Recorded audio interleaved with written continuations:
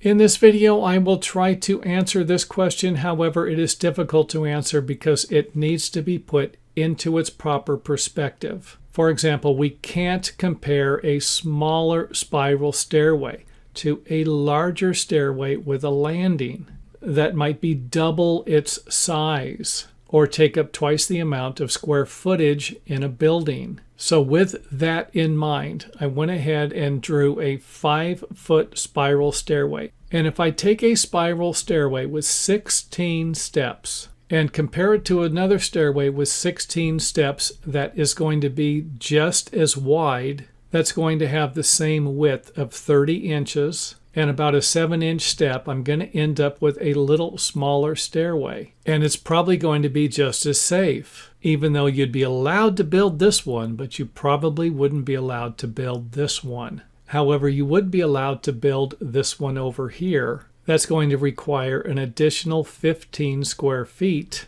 or this one over here that we mentioned is going to be twice the size. So in my opinion, I don't think you're going to be able to make a fair comparison without including the width of the stairway, the depth of the tread, and if the width of the stair is 2.5 feet, then you should be able to compare it to another stairway with the same width. And if we do that, it's not difficult to figure out that we're probably going to end up with stairways that are about the same size and might not provide us with that much more of a benefit, except for the fact that you wouldn't be allowed to build this one. However, you would be able to build this one, which makes no sense to me, because it's going to be a lot easier to move furniture up this stairway here than it will be to move furniture up this stairway.